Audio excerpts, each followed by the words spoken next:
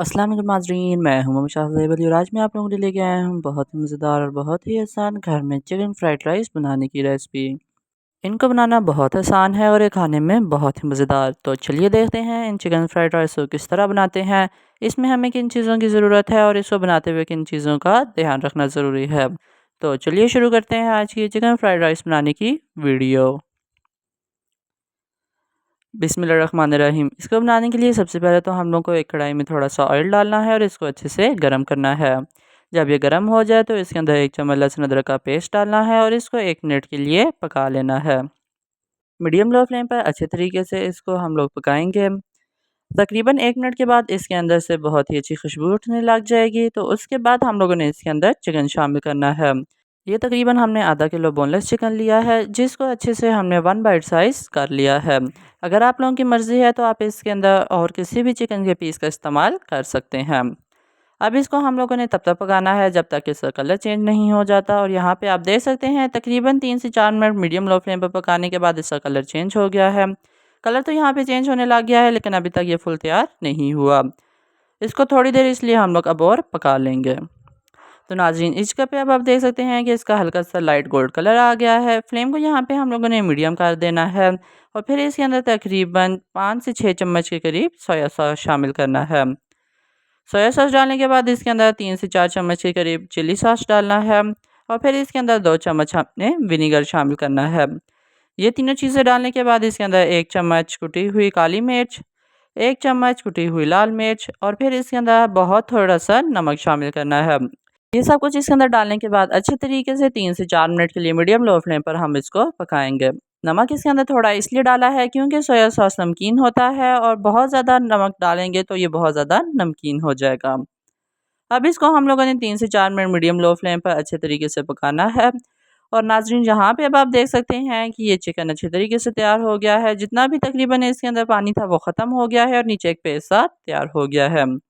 इस जगह पे फ्लेम को यहाँ पे हमने नीचे से बंद कर देना है और ये चिकन हम लोग का रेडी हो गया है। चिकन तो अब रेडी हो गया है, तो अब बाकी चीज़ें रेडी कर लेंगे।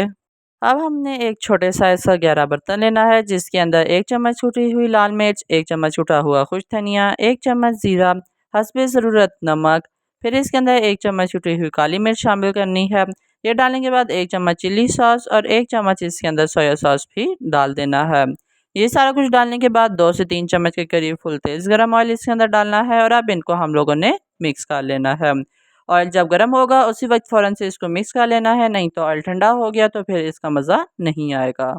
इन मिसालों को हम लोगों ने इसलिए इस तरह मिक्स किया है, इससे ये होगा कि मिसालें जलेंगे भी नहीं और इनकी पकाई भी हो जाएगी।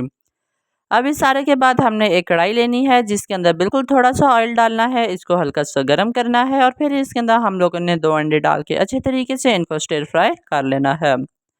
इन दोनों अंडों को अच्छे तरीके से हमने 1 मिनट के लिए मीडियम हाई फ्लेम पर पका लेना है। मुसलसल इसके अंदर चमचा हिलाते रहना है, नहीं तो ये जल जाएगा। मुसलसल चमचा हिलाने से ये भी होगा कि इसका बिल्कुल बारीक साइज़ हो जाएगा। यहाँ पे अब आप देख सकते हैं कि ये अंडा बिल्कुल रेडी हो चुका है।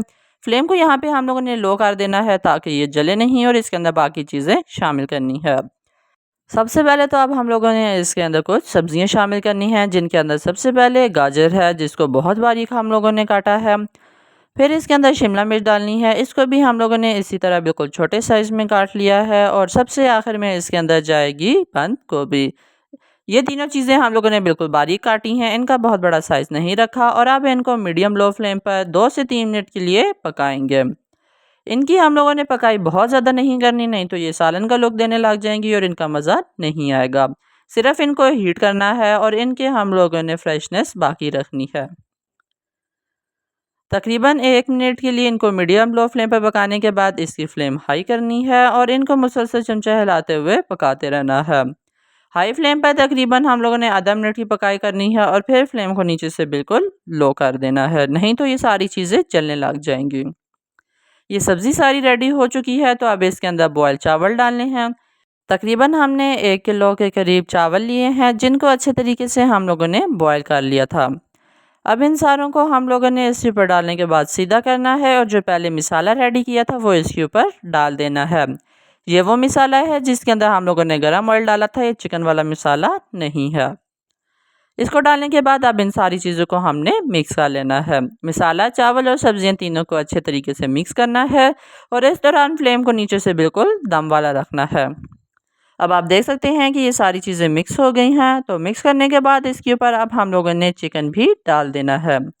आप देख सकते हैं कि ये चिकन कितने बेहतरीन तरीके से तैयार हुआ है और इसकी कितनी अच्छी लुक आई है।